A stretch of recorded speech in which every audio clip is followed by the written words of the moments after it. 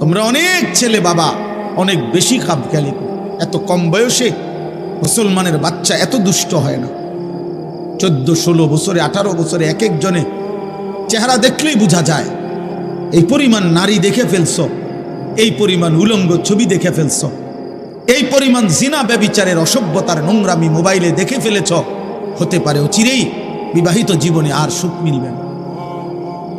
আমি শত শত শত শত যুবকের ব্যক্তিগতভাবে দুঃখের কাহিনী, আহাজারি, আমি 1000 কোটি টাকার মালিকের আহাজারিও দেখছি। 1 কোটি 10 কোটি না, 1000 কোটি টাকার মালিক বলছে হুজুর, কলিজা জড়ায়া কাহিদা অঝরে কাঁদছে, বলছে হুজুর আমি জানি আমার স্ত্রী অন্য পুরুষের সাথে রাত কাটায়, কিন্তু আমার ওইটুকু হিম্মত নাই বলার।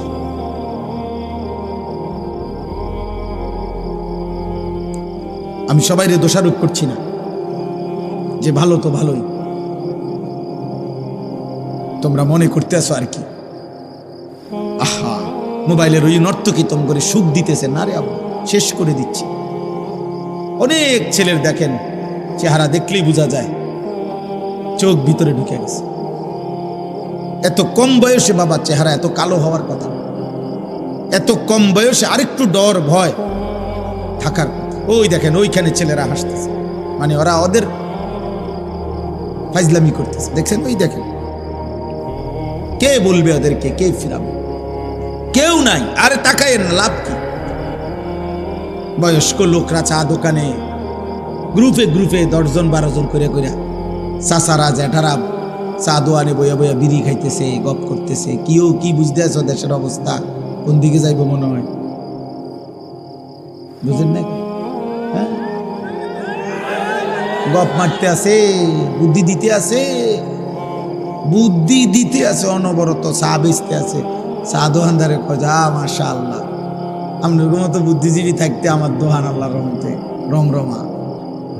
হ্যাঁ, দোকানদারে কবে যা ভাই, তারও 10,000 ইটা না বিল্ডিং এর কাম দাও।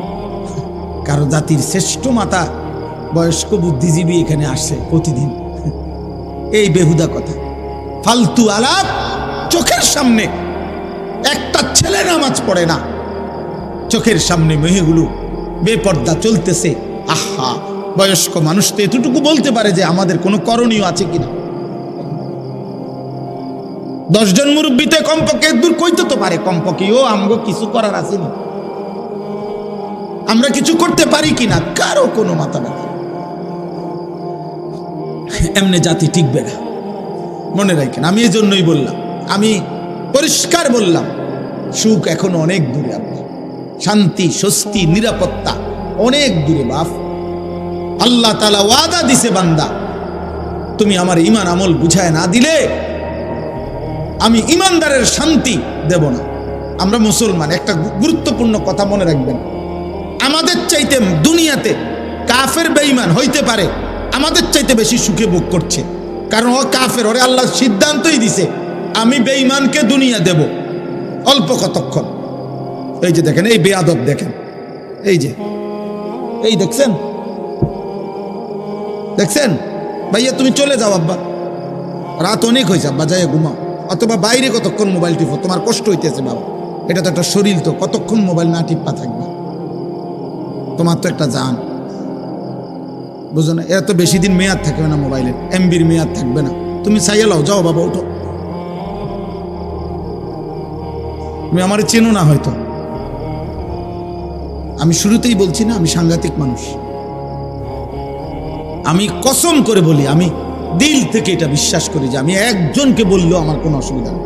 আমি একজনকে বললেও, আল্লাহর কথা একজনকে বললেও নেকি হয় কিনা, তো আমার নেকি দরকার। আমি তো বললাম আমি ভোটে দাঁড়াইছি না, তো আমি এত সমর্থন দিয়ে করবো কি? আমার ব্যাপক জনসমর্থন দরকার নাই, তো আমি তো ইলেকশনের প্রার্থী না। আমি সেই আনিসুর রহমান যে 4 জন শ্রোতার সামনে 2.5 ঘন্টা 3 ঘন্টা বয়ান করছে, 4 জন 10 জন, কোনো অসুবিধা নাই। এটা তো বড় বিষয় না রে ভাই। কোনোভাবেই তোমরা, আমি এটাই বলতে চাই, কোনোভাবেই তোমাদের দিলে কাজ করছে না, বিবেকে কাজ করছে না। এত কম বয়সে এত সাহসী হওয়া আল্লাহর নাফরমানির উপরে, মাত্র 16 বছর, অথচ এক ওয়াক্ত নামাজ পড়ো না, মুসলমান অথচ পরিচয়দারি, এত বড় গাদ্দার কেমনে হইলা? আমার রীতিমতো অবাক লাগে। মাত্র 18 বছরে সে সারা রাত সারাদিন মোবাইলে নারী ছবি দেখে। এত বড় হিম্মত! এই মানুষরূপী জানোয়ার, এত বড় জানোয়ার কেমনে হইল আমি এটা বুঝি না। এ তো পশু। তো উলঙ্গ নারী যে দেখে, জিনা ব্যভিচারের দৃশ্য দেখে, যে হারাম ছবি দেখে, এ তো মানুষরূপী জানোয়ার।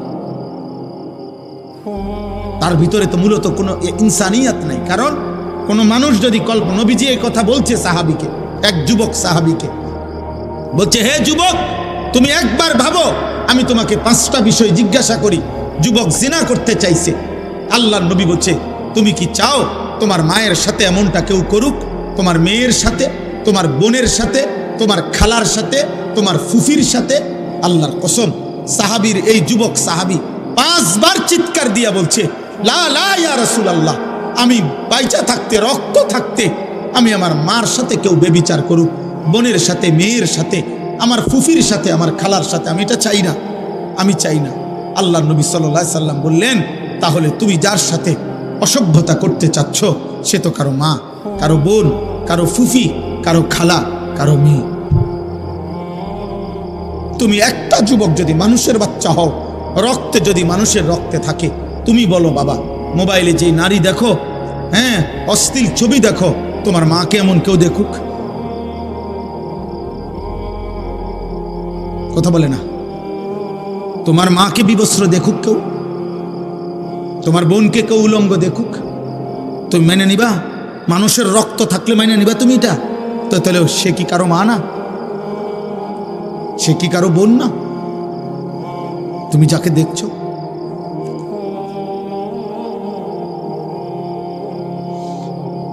আর যদি বলো ওই দেখায় কেন, তো তুমি তাহলে ভাবো ওর আছেটাই কি, আর যা ছিল তো সে দেখাইয়ে ফেললো। এই জন্য কোন সুস্থ রুচি সম্পন্ন মানুষ কোন পচা দুর্গন্ধযুক্ত, যেটার থেকে গন্ধ ছুটছে এমন খাবার মুখে দেয় না।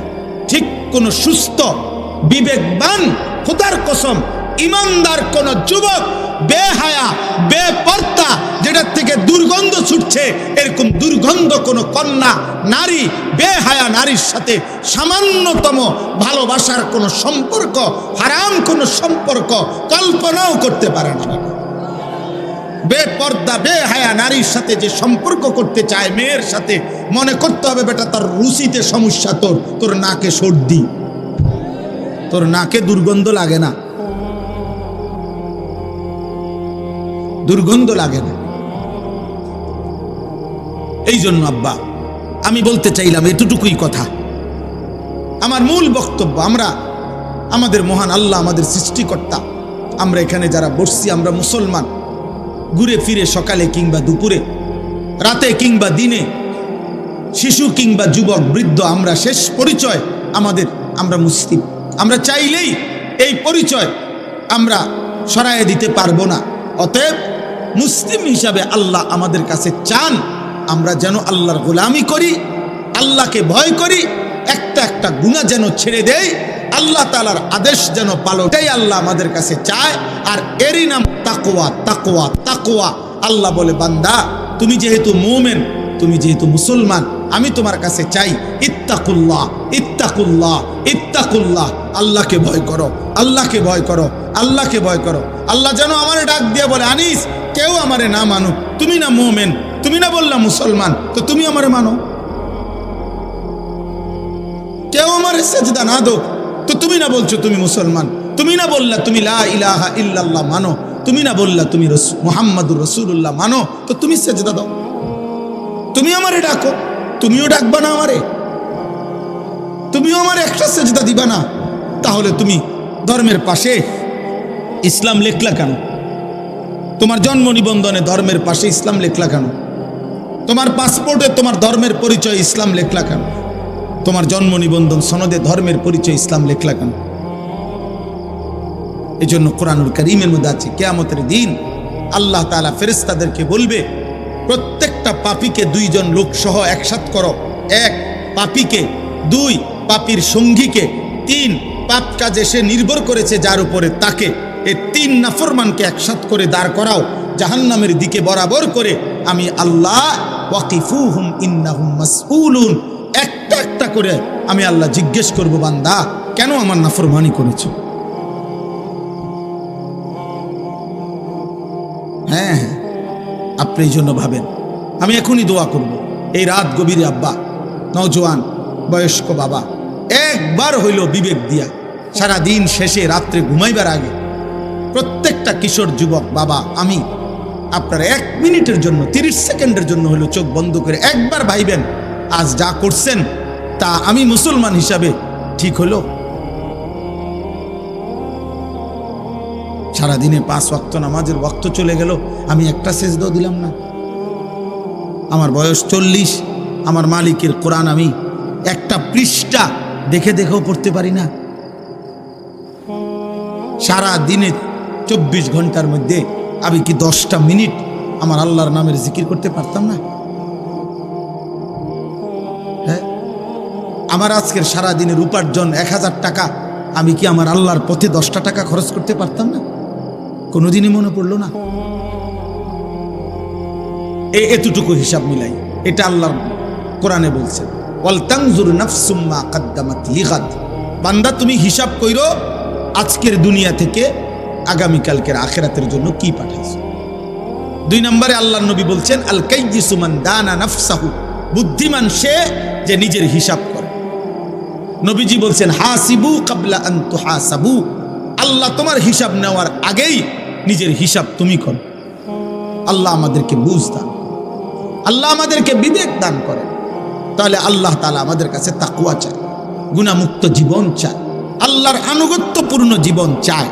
এটাই আল্লাহ এখানে বলছেন যে বান্দা, এই শেষ কথা, আল্লাহ তাআলা বলেন, বান্দা আমি চেয়েছিলাম 12 মাস তুমি আমাকে ভয় করবা, আমি চেয়েছিলাম পুরাটা বছর তুমি গুনাহ ছেড়ে দিবা, আমি চেয়েছিলাম তুমি পুরাটা বছর আমি আল্লাহর আনুগত্য করব। আচ্ছা যাও, ঠিক আছে, 11 মাসে ঘাটতি হয়েছে, কমতি হয়েছে, ভুল হয়ে গেছে, আচ্ছা ঠিক আছে বান্দা যাও, আমি আল্লাহ আবারও তোমার একটা নতুন সুযোগ দিতে চাই। মাত্র 1টা মাস, 11 মাস পরে আমি আবার আনলাম এই 1টি মাস, আইয়ামাম মাদুদাত, গুনা গুনা কয়েকটা দিন, গুনা দিন মানে হলো 30 দিন অথবা 29 দিন। আল্লাহ যেন আশ্বাস দিয়া, নিশ্চয়তা দিয়া বলতেছে, বান্দা 31 দিন হবে না বললাম, 32 দিনও যাইতো না, হয় 30 নয়তো 29, এই দুইটার মধ্যেই থাকবে। 29 বা 30 দিনের মাত্র গুনাহ হিসাব করা একটা মাস, মাহে রমজান, আমি আবারও 11 মাস পর পর তোমার সামনে আনলাম, আনলা তোমার কাছে আমি আল্লাহ পেশ করলাম। এই 1টি মাসে তুমি আমি আল্লাহর হুকুমটা মানো, গুনাহ ছাড়ো এবং আমার আনুগত্য ঠিকঠাক মতো করো। আমি আল্লাহ ওয়াদা দিলাম, লাআল্লাকুম তাত্তাকুন, 30 দিনেই তোমারে মুত্তাকি বানায় দেব। 30 দিনের মাথায় চাঁদ উঠাইয়া ঈদের দিন জান্নাতে পৌঁছায়। তুমি কদর করো। একটা কথা মনে রাখবেন, তাফসীরের মধ্যে আছে, আল্লাহ তাআলা মূলত বান্দাকে মূলত মাফ করতে চায়, আল্লাহ তাআলা মূলত বান্দাকে জান্নাত দিতে চায়। এই জন্য আল্লাহ তাআলা বাহানা তালাশ করে, কোনো না কোনোভাবে আমার বান্দারে মাফ করে দেওয়া যায় কিনা, কোনো না কোনোভাবে জান্নাত দেওয়া যায়। একটা মানুষ বুঝে আমি উনারে কথার দ্বারা ফেসাইতেছে, মনে করেন উনি আমারে বলেন, আমার ভিতরে ভিতরে যেন আমি ওনার কথাটা শুনতাম না, এই জন্য কথা ঘুরাইতেছে। কথার কথা এমন হয়, মানুষ বুঝে, ভাই আমি বুঝছি আসল কথা হলে আপনি আমার দিতেন না, এর লেগে হুদয় ঘুরাইতেন আছে, বুঝেন না এই কথাটা, ইচ্ছা করে কি হে বুঝতে চাচ্ছেন। তো আল্লাহ তাআলার বিষয়টা এমন না যে আল্লাহ যেন চাচ্ছে যে না আমি তোরে মূলত জাহান্নাম দেব, না না, কসম আল্লাহ, আল্লাহ বলছে বান্দা আমি মূলত চাই জান্নাত দিতে, আমি মূলত চাই মাফ করে দিতে। হযরত ইউনূস আলাইহিস সালাম তাফসীরে আছে, ইউনূস নবী আল্লাহকে বলছিল, আল্লাহ আমার জাতি বড় অবাধ্য, আমি আর বলতাম না, আপনি ধ্বংস করে দেন। তখন তাফসীর আছে, ইউনূস আলাইহিস সালামকে আল্লাহ বলছিলেন, ওই যে এখানে একটা লোক মাটি দিয়া মাটির পাত্র বানাইছে অনেকগুলো, তুমি একটু তার কাছে যাও তো, কুমার আর কি, কুমার। ইউনূস আলাইহিস সালাম ওই লোকটার কাছে গেছেন, তা আল্লাহ বলছেন, ইউনুস ওই বেটারে শুধু একটা কথা বলো, যে সে যে এই মাটি দিয়ে মাটির পাতিল বানাইছে, এরকম তার হাতের বানানো একটি মাটির পাতিল ভেঙে ফেলতে বল, তারে ভাঙ্গে লাইতে। ইউনুস আলাইহিস সালাম বলছে, হে ভাই, আপনি আপনার বানানো এই মাটির পাতিল থেকে একটি পাতিল ভেঙে ফেলেন। তখন ওই কুমার সে বলছে, এই মিয়া, আমার নিজের হাতের বানানো মাটির পাতিল আমি ভাঙবো কেন? বোকা নাকি আমি? কেন ভাঙবো? এত যত্ন করে আমি বানাইছি। আল্লাহর কসম, ইউনুস আলাইহিস সালামকে আল্লাহ তাআলা তখন ডাক দিয়ে বললেন, ইউনুস, মাটির পাতিল যে বানায়, এমন এক মানুষ যদি এক সাধারণ মাটির পাতিল নিজের হাতে বানানো ভাঙতে না চায়, আমি যারে মায়ের পেটে 9 মাস রেখে নিজের হাতে সাজাইছিলাম, আমার দেওয়া চোখ নাক কান দিয়ে আমি বানাইছি যারে, আমার সেই বান্দাকে আমি কেমনে জাহান্নাম দিই? আমি ধ্বংস করে দেব কেন? ও যদি তার মাটির পাতিল ভাঙতে না চায়, আমি আমার এমন যত্নে গড়া বান্দাকে জাহান্নাম দেব কেন? ধ্বংস করে দেব কেন? আমি অপেক্ষায় থাকি মাফ করতে। আমার বান্দা কোনো দিন যদি 1 ফোঁটা রাত গভীরে চোখের পানি ফেলে, আমি ওরে মাফ করে দেব। যদি বলে বান্দা আল্লাহ গুনাহ অনেক বেশি, আল্লাহ বলবে সমুদ্রের ফেনার চাইতেও বেশি। বান্দা বলবে না। আল্লাহ বলবে আসমান পরিমাণ উচ্চতার চাইতেও বেশি। বান্দা বলবে না। তা আল্লাহ বলবেন, বান্দা আমি তো আসমান ছোঁয়া পর্যন্ত গুনাহ মাফ করতে রাজি, আমি তো সমুদ্রের ফেনার চাইতেও বেশি গুনাহ মাফ করতে রাজি।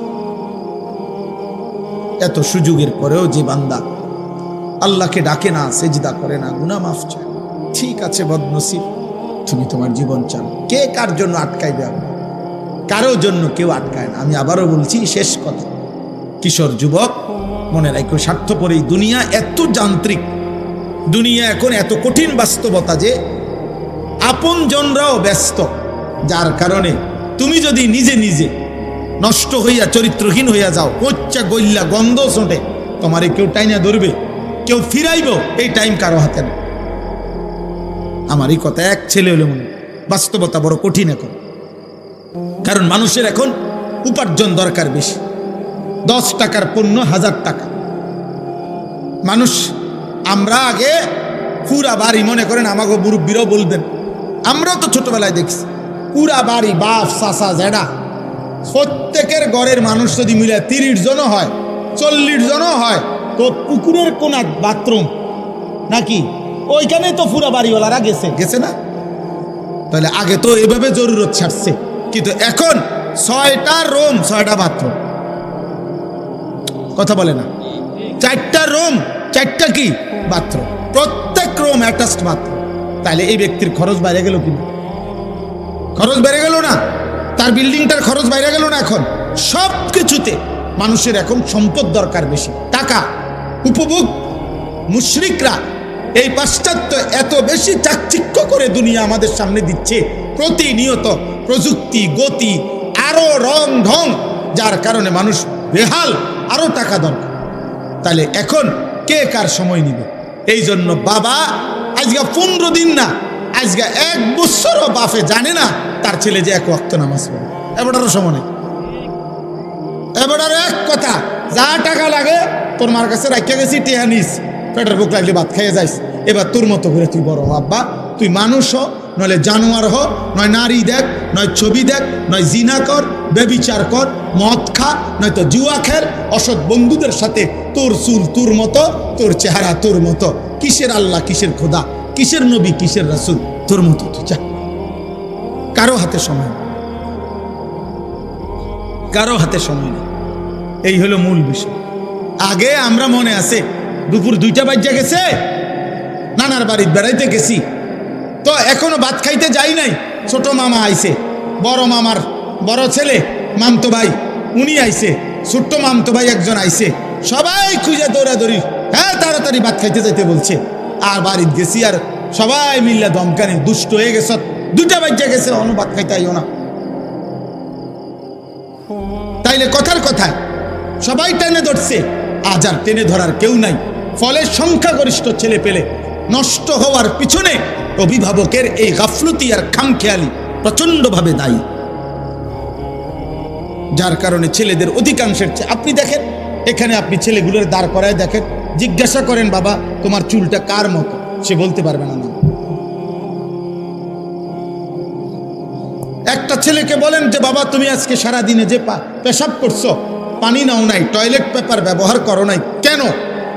আর এটা তুমি কি একবার কুত্তা দেখছো যে কুত্তার সাথে মিলে নাকি মানুষের সাথে মিলে? তুমি একটাবার দেখো।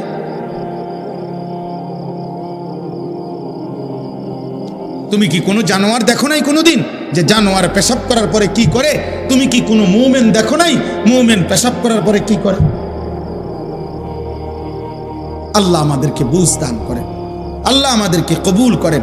আজকের এই মুবারক মাহফিল আল্লাহ তাআলা ভরপুর বরকত দান করেন। আমার জিন্দিগির একটা ফিকির ছিল, আমার জীবনের একটা স্বপ্ন, এই শেষ কথা আমার দোয়া করছি আপনাদের কাছে।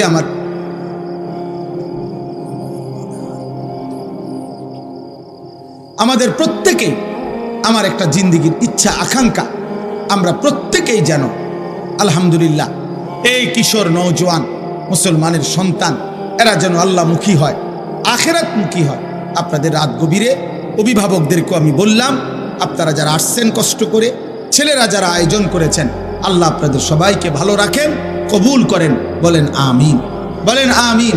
কিশোর যুবক ভাই, তোমরা যারা 30 বছরের নিচে, তোমাদের কাছে আমার বিশেষ অনুরোধ, আল্লাহর ওয়াস্তে নামাজ পড়ো, ফজরের নামাজ পড়ো।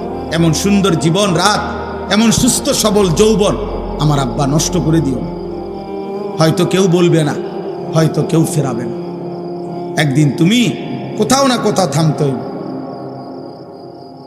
একদিন তোমাকে স্টপেজ দিতেই হবে। বাস যত দ্রুত গতিতেই চলে তার একটা অবশ্যই স্টপেজ আছে, বিমান যত দ্রুত গতিতেই চলুক তার একটা গন্তব্য আছে, একখানে না একখানে থামতে হবে। হয় ফুয়েল শেষ হয়ে যাবে, আর নাই তো খল কবজা দুর্বল হয়ে যাবে। থামতেই হবে বাপ, আজ না হোক কাল। সেই থামার পরে 40 বছর পরে, 60 বছর পরে, কিংবা কবরে যদি পিছন দিকে তাকায় দেখি নেকি বলতে কিছু নাই, গুনার কোনো শেষ নাই, কি হবে তখন? কি হবে তখন? কবর। এজন্য চলো নিয়ত করি আমরা ইনশাআল্লাহ নামাজ পড়ব। আল্লাহ সবাইকে তৌফিক দান। আলহামদুলিল্লাহি রাব্বিল আলামিন। আল্লাহুম্মা আনতাস সালাম ওয়া মিনকাস সালাম, তাবারাকতা ইয়া যাল জালালি ওয়াল ইকরাম, ইয়া আরহামার রাহিমিন, ইয়া আরহামার রাহিমিন, ইয়া আরহামার রাহিমিন। ربنا ظلمنا أنفسنا وإن لم تغفر لنا وترحمنا لنكونن من الخاسرين. ربنا آتنا في الدنيا حسنة وفي الآخرة حسنة وقنا عذاب النار. رب ارحمهما كما ربياني صغيرا. ربنا هب لنا من أزواجنا وذرياتنا قرة أعين وجعلنا للمتقين إماما. মৌলায়ে করিম, রব্বে করিম, রাত অনেক গভীর মাওলা, অন্ধকার আর কুয়াশা, শীত ঠান্ডার মাঝে আল্লাহ আপনার শাহী দরবারে আপনার গোলাম হাত উঠাইলাম। চোখ বন্ধ করে পেছন দিকে তাকিয়ে দেখলাম পেছনের জিন্দেগি গুনায় গুনায় ভরা, পেছনের জিন্দেগি নাফরমানিতে ভরেই আছে মাওলা। কত রাত গেল, কত দিন গেল আপনাকে সেজদা দেই নাই। এই কপালে কতদিন হয় আপনাকে সেজদা দেই নাই। এই জবানে অনেক দিন হয়, অনেক ঘন্টা মিনিট গেছে আপনার নাম একবারও বলি নাই। জমিন আপনার, আসমান আপনার, সৃষ্টি আপনার, আল্লাহ সব আপনার, ভোগ করেও আপনাকে ডাকতে পারি নাই। ভুলেই গেলাম মাওলা আপনাকে। চোখ বন্ধ করে তাকিয়ে দেখি পিছনটা শুধুই অন্ধকার, অন্ধকার, অন্ধকার। আপনি মাফ করে দেন, রাত গভীরে মাওলা আপনি মাফ করে দেন, আপনি মাফ করে দেন, আপনি মাফ করে দেন, আপনি মাফ করে দেন, মাফ করে দেন, আপনি মাফ করে দেন, মাফ করে দেন, মাফ করে দেন, মাফ করে দেন। আপনি গফফার, আপনি গফুর, আপনি রহমান, আপনি রহিম, আপনি মাফ করে দেন।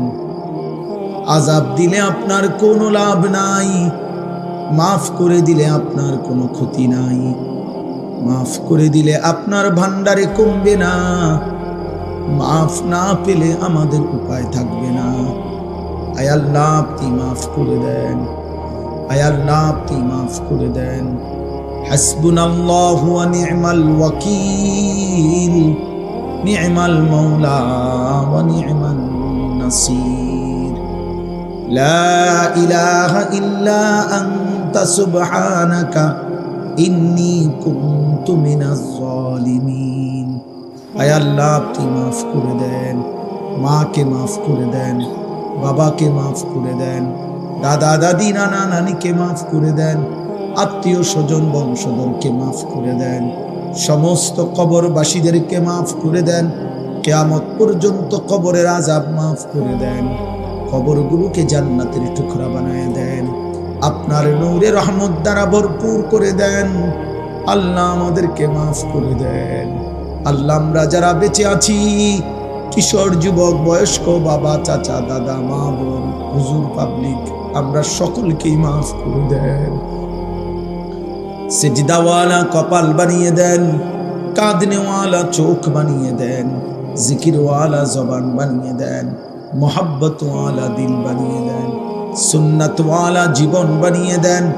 আল্লাহ প্রতিটা কিশোর যুবককে বদলে দেন। আমি ভিক্ষা চাইলাম মাওলা, আল্লাহ এরা আমাদের সন্তান, এরা আমাদের ছোট ভাই মাওলা। অনেক দিন হয়েছে অনেকে নামাজ পড়ে নাই, সেজদা দেয় নাই। আল্লাহ আমার সন্তানদের পক্ষ থেকে আমি মাফ চাইছি, ছোট ভাইদের পক্ষ থেকে আমি মাফ চাইছি মাওলা, মাফ করে দেন, মাফ করে দেন। একটা ছেলেকেও বঞ্চিত কইরেন না, একটা ছেলেকেও না মাওলা, একটা ছেলেকে।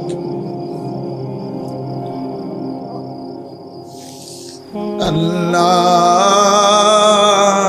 আল্লাহ আল্লাহ আল্লাহ আল্লাহ আল্লাহ আল্লাহ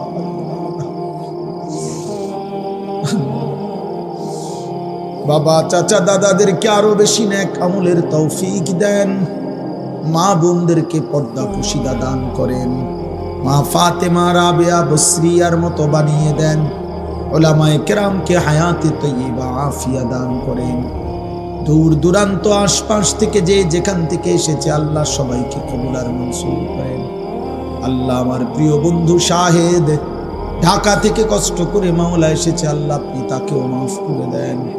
আমার সাথে বন্ধুরা আমার এসেছে আল্লাহ, আল্লাহ আপনি ওনাদেরকেও মাফ করে দেন। আল্লাহ আজকের মাহফিল যেই যুবকরা সাজিয়েছে, আল্লাহ আপনি প্রত্যেকটা যুবকের দুনিয়া আখেরাত সাজায়া দেন।